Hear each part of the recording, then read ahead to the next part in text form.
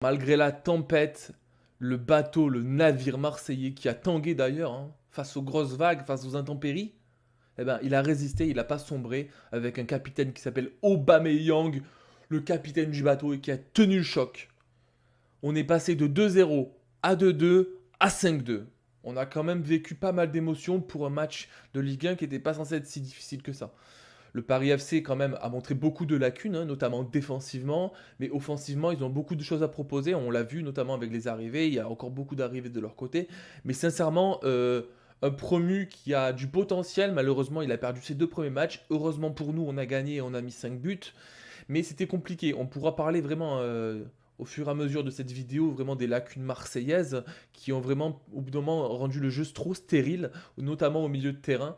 Mais je pense aussi qu'on est une équipe qui malheureusement était censée être stable, hein, qui avait fait une belle préparation. Il y a eu beaucoup de tumulte ces derniers temps, hein, comme vous le savez, beaucoup de tensions, beaucoup de changements sur les terrains. Et aujourd'hui, il y a encore une période d'adaptation qui doit se faire. Il y a encore des arrivées, il y a Pechao, il y a d'autres joueurs, il y a Medina qui doit rentrer dans l'effectif. Il y a toujours ces problèmes-là pour travailler en transition, pour travailler sur les longues balles, etc. Encore quand même quelques déchets techniques, on va pouvoir parler aussi de Balerdi. Enfin bref, bonne vidéo, installez-vous, on va parler de ça et de cette belle victoire marseillaise. On se retrouve avec l'effectif marseillais qui est juste ici, donc du coup, voici la composition qui a commencé le match.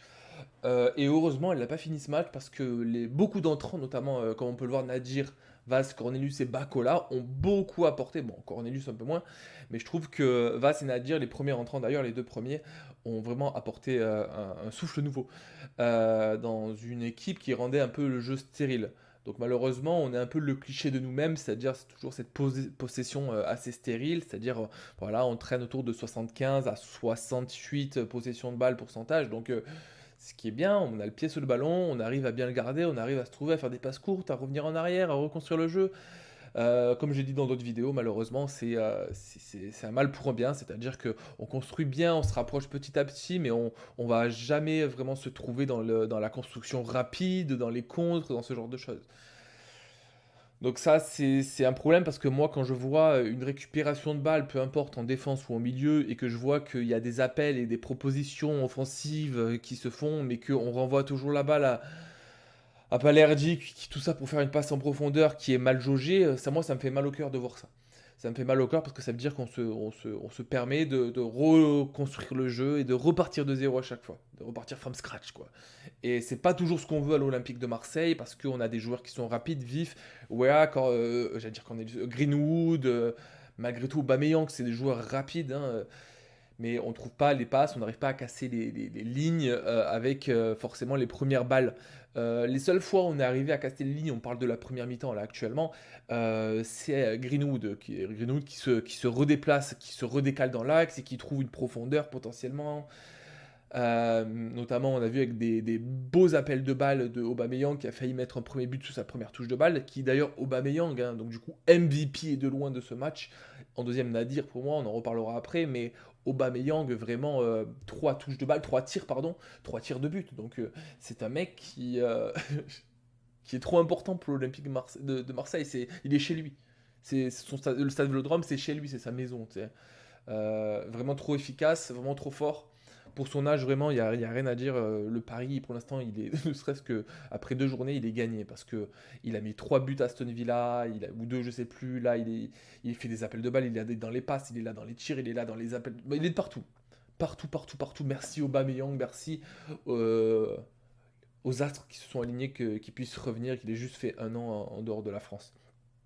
Je pense qu'aussi peut-être que Gouiri, est-ce que sa position c'est un peu en retrait? Est-ce que du coup en période défensive il se met en deux dans l'axe et pas un derrière l'autre? Je sais pas. Je trouve que malgré tout Aubameyang pour l'instant est plus à sa position parce que Gouiri on le retrouve moins. Il a été un peu plus percutant par rapport au premier match et par rapport à la pré-saison, mais c'est pas non plus flagrant. On verra, on n'est qu'à la deuxième mi-temps, deuxième journée, donc je suis pas là pour m'enflammer à ce niveau-là. Par contre, beaucoup de soucis pour le côté Garcia Wea. Je trouve que même hein, quand on pense peut-être à Hochberg qui est sur ce côté-là, mais qui est un peu plus dans l'axe, je trouve que ces trois-là se trouvent mal. Je trouve que Hochberg a fait une première mi-temps plutôt moyenne, des passes plutôt prévisibles. On va pas vers l'avant. Garcia Weah se trouve pas sur les échanges de balles quand ça part sur un côté offensif sur le côté gauche. Donc c'est compliqué à ce niveau-là. Dès qu'il y a eu Nadir et qu'il y a eu plus de, on va dire, d'insouciance, ça a fait plus de sens pour moi dans ce match-là. D'ailleurs, on va dire que le premier but du PFC, bah écoute, il était magnifique, hein. On va en parler de ce joueur, hein. C'est un Marseillais de base, hein. J'ai pas envie de dire son nom, mais bien joué à lui. Il a très bien joué contre nous. Il nous a mis une dinguerie. Je trouve que techniquement, il est bon. Très bon joueur du côté du PFC. Voilà ce qui pêche de leur côté. On n'est pas là pour s'attarder sur ça, mais malgré tout, c'est la défense. On va pas se mentir, c'était plutôt moyen. On va dire que leur tacle dans la surface, ben, deux penalty, c'était triste, hein. Quand tu vois ton défenseur qui fait ça et qui prend. Le premier penalty, s'il y a jamais qu'il y a des gens qui ont des doutes, bon écoute, on peut discuter là-dessus. Le deuxième penalty, c'est dangereux. Le mec, il va attraper les jambes en plein milieu de la surface. Enfin, bref. Pas très professionnel tout ça en termes de défensivement. Mais offensivement, ils ont beaucoup de choses à prouver. Je pense je pense que je me fais pas trop de soucis pour qu'ils soient dans le ventre mou un peu bas de la Ligue 1 euh, cette année. On verra au fur et à mesure des matchs. Donc voilà, il faut trouver une solution. J'espère que sur ce côté gauche, dès qu'il y aura Pexao, Pexao, je sais pas comment on le prononce, on aura beaucoup plus de solutions à ce niveau-là. Højbjerg, pour revenir sur lui, parce que oui, je l'ai pas trouvé très inspiré aujourd'hui. Bah, il a mis une dinguerie en termes de but, hein, qui nous a permis d'avoir cet avantage de 2 buts qui nous a fait respirer. Euh, Très important malgré tout. Très important qu'il y ait quelqu'un prenne ses responsabilités un petit peu. Et je trouve que dans la composition du match, euh, quand on a rendu le jeu stérile, quand on avait ces défenseurs qui bougeaient pas, ces milieux défensifs qui bougeaient pas, qui créaient vraiment comme une ligne centrale où tu avais les attaquants et Guiri devant et tu avais la défense et les milieux défensifs derrière. Et il y avait comme un vide entre les deux. Vraiment, on trouvait personne entre les deux. Donc du coup, il fallait toujours qu'un des attaquants redescende et qu'il puisse remonter. Il y avait comme un petit problème à ce niveau-là et c'était assez flagrant au fur et à mesure. Euh, Malgré tout, De Zerbi, ce jeu de possession qui peut être fébrile, a quand même cet avantage qui fait que on va fatiguer l'équipe adverse. Et on l'a vu très rapidement dans les 20 dernières minutes, 30 dernières minutes du jeu, et avec les remplaçants, etc. Dès que l'équipe elle est un peu déconstruite du côté du PFC, ben, il y a des grands trous, et c'est là où tu as les remplaçants comme Nadjir, Vaz, Bakola, ils vont rentrer dans le tas, ils vont trouver des espaces. Vaz a su très bien se battre sur tous les ballons, et d'ailleurs, vraiment, c'est ça qui nous manque avec l'équipe première et par rapport aux remplaçants. Et c'est pour ça qu'il va sûrement y avoir du changement et que l'effectif va bouger à ce niveau-là. Ce qui est obligé, c'est qu'il nous manque cette insouciance, il nous manque cette prise de risque qu'on n'a pertinemment pas avec l'équipe première, là, qui est celle qu'on voit actuellement sur mon écran. C'est qu'il y a vraiment peu de danger, il y a vraiment peu de prise de risque, on ne surprend vraiment pas, on est assez lisible, donc c'est compliqué d'avoir des occasions. On a réussi à avoir des occasions, mais quand on a eu au bout d'un moment, à la première mi-temps, 2 ou 3 occasions franches, PFC en a eu 3 également. Moi, je me rappelle, je sais pas, parce qu'on faut pas faire, on n'a pas Alzheimer ici, c'est que on a eu 2 attaques du PFC au début là, qui ont frôlé les poteaux, mais c'était pareil, c'était dedans, hein. Et crois-moi, si ces 2 buts étaient dedans, ça aurait changé la physionomie du match. Là, il y aurait 5-4 peut-être, hein. Et encore peut-être qu'on n'aurait pas eu l'ambition, peut-être qu'on n'aurait pas eu la stamina pour mettre tous ces buts après. Donc faire très attention, ils n'ont pas été très efficaces devant le but, mais c'était chaud. C'était très très chaud. Donc défensivement, avant de parler de la deuxième mi-temps, je trouve que Riley il est bon, mais Garcia et Balardi ils ont été plutôt moyens à ce niveau-là, hein. Egan Riley, je l'ai vu faire une connerie en deuxième mi-temps, hein, on l'a tous vu, hein, on a failli se prendre un but sur ça. Mais bon, à part ça, je trouve que Balerdi, bah, il est fautif sur le hors-jeu, où on s'est pris le deuxième but, etc. Donc Balerdi, je trouve un début de saison en tant que capitaine qui est pas non plus extraordinaire. Et il faut le pointer du doigt quand il faut le pointer du doigt, il faut pointer du doigt tout le monde. Il faut que tout le monde soit responsable dans cet effectif.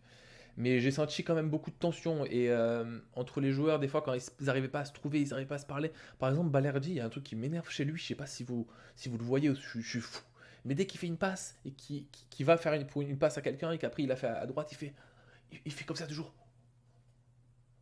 Genre, mais nique ta race, arrête de dire aux gens comment se placer. Des fois, c'est toi là qui joue pas assez vite. Parce que le problème, c'est que des fois, j'ai l'impression que vu qu'on a un jeu de possession, on veut absolument chercher la meilleure passe parmi les possibilités qu'on a.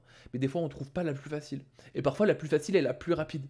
Parce que quand on a un grand espace et qu'on a un mec qui part sur un couloir et qu'en fait tu fais exprès de faire la passe pour faire à gauche, bah, c'est une part de temps et peut-être qu'en fait c'était peut-être juste mieux de jouer plus simple.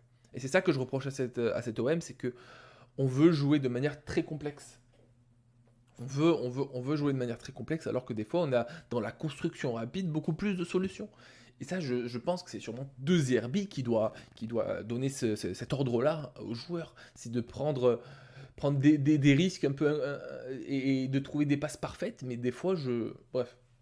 Ou peut-être c'est juste parce qu'on est qu'en deuxième journée de championnat et que tout le monde ne se connaît pas par cœur, et notamment avec tous les arrivées qu'on a. Bon, ça peut-être c'est des spéculations, mais malgré tout, je trouve qu'on joue pas assez simple et pas assez rapidement.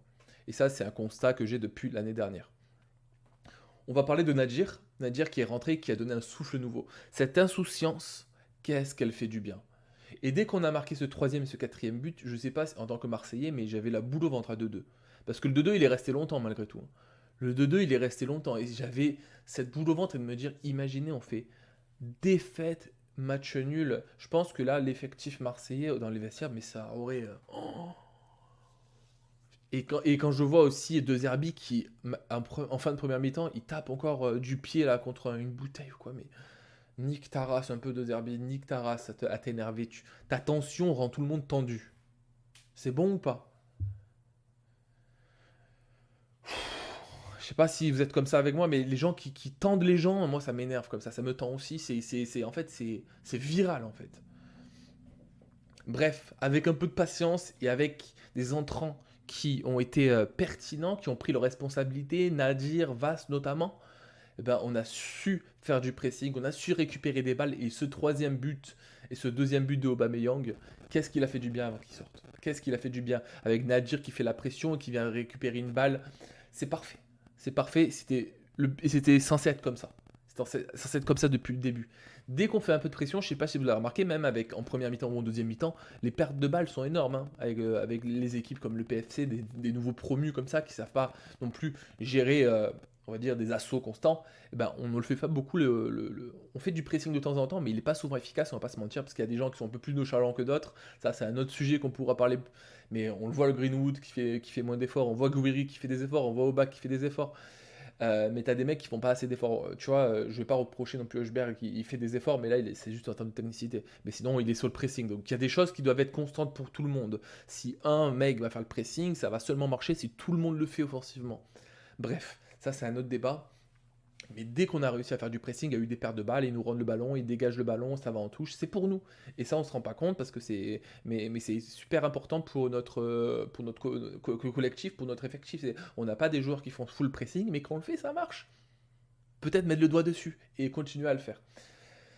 Après, c'est sûr qu'on a un jeu de possession, avant tout, donc on va vite récupérer la balle, mais je trouve qu'on a la capacité, et on a des jeunes joueurs rapides et qui sont offensifs, on a quand même beaucoup de joueurs très offensifs pour faire cette pression-là qui marche beaucoup. Bref, je ne vais pas m'éterniser là-dessus. Ce troisième but est très important. Ce quatrième but qui était magnifique de Heuchberg avec une petite talonnade bien vue et cette frappe puissante, ça nous a fait respirer. C'est vraiment. Et puis après, la cerise sur le gâteau, ce but de Vaz qui était amplement mérité. Donc les gars, voilà. On a un Olympique qui, malgré tout, sait s'inspirer quand il le veut. Il manque pertinemment d'insouciance. Il manque pertinemment de créativité et de risque. Je pense que l'effectif doit bouger entre l'équipe première et l'équipe deuxième. Je trouve que Vaz est un très bon remplaçant pour Aubameyang. Et peut-être qu'il doit être vraiment cette doublure et doit rester comme ça. Peut-être rentrer un peu plus tôt, je sais pas. Mais je trouve que il y a cette ambition d'aller vers l'avant constamment, cette insouciance dont on a besoin, cette envie de prouver qui fait que ça crée des brèches en fait. Greenwood, je sais pas ce que vous en pensez les gars. Bon, il a loupé le deuxième penalty, je lui en veux pas vraiment, j'en veux sincèrement pas par rapport à ça. Mais je trouve que voilà, toujours cette nonchalance et tout qui peut, je pense, exaspérer certaines personnes, qui peut frustrer certaines personnes, mais quand il a le ballon et qu'il fait bien les choses, ben, un coup sur deux, ça fait des belles choses. Les passes en profondeur, il casse les lignes, etc. En première mi-temps, c'est celui qui a trouvé le plus de choses à dire donc, dans ce match. En deuxième mi-temps, un petit peu moins. Il a fait quelques tentatives de dribble à droite, on l'a vu notamment en fin de deuxième mi-temps où c'est pas passé du tout. J'attends pas à ce que toutes les réponses passent par Greenwood, mais des fois, quand il n'est pas inspiré, ça se voit. Quand il est inspiré, ça se voit. Malgré tout, globalement, un bon match. Et une deuxième mi-temps où on s'est réveillé l'Olympique de Marseille parce qu'on pouvait clairement pas rester sur un 2-2 face à un nouveau promu, même si c'est un nouveau promu qui a énormément de potentiel, contrairement à tous les autres promus qu'on connaît qui chaque année font des hauts et des bas. Heureux d'avoir gagné contre cette équipe du PFC, Paris FC, parce qu'ils ont beaucoup de Marseillais et je pense qu'ils avaient beaucoup à prouver. Euh, je pense que c'était nécessaire de mettre 5 buts pour prouver aussi en deuxième journée de championnat que l'OM a quelque chose à dire et que l'OM a surtout les armes offensives. L'OM a du caractère, pas que dans le vestiaire, pas que pour se taper la gueule, mais aussi sur le terrain. Aujourd'hui, on l'a prouvé, on a une prochaine journée, la semaine prochaine, qui va être énorme. J'adore qu'on joue contre Lyon. L'Olympico est toujours très important dans ce championnat. Il arrive si tôt, ça me dérange pas tant que ça. Je pense qu'on a les armes pour battre Lyon. L'année dernière, on s'est régalé back-to-back. euh, avec ouais, vraiment deux matchs, coup sur coup, où on a eu les réponses en deuxième mi-temps, où on a réussi à marquer au dernier moment. Et ça fait plaisir. Les émotions comme ça, on les veut à Marseille, hein. On les veut. Et chaque tacle, chaque passe, chaque tir et on va dire est fêté à l'Olympique de Marseille. Et c'est ça qui rend cette ville et ce club si magnifique. Comme j'ai dit dans ma précédente vidéo, c'est un club d'experts, d'amateurs de football, parce que la ville vit par rapport à ça. Ça a des pour et des contre, évidemment. Mais quand on arrive à avoir une organisation, une direction qui est saine, généralement les vestiaires sont sains, et ben ça n'empêche pas d'avoir du caractère sur le terrain. Et c'est ça qu'on veut, c'est pas l'inverse. La passion et la raison, on veut les deux. On veut pas juste la passion. Il faut savoir avoir de la raison pour être un grand club français. Et je le dirai jamais assez. Sur ce les gars, belle victoire aujourd'hui. Je vous souhaite un beau week-end et allez l'OM.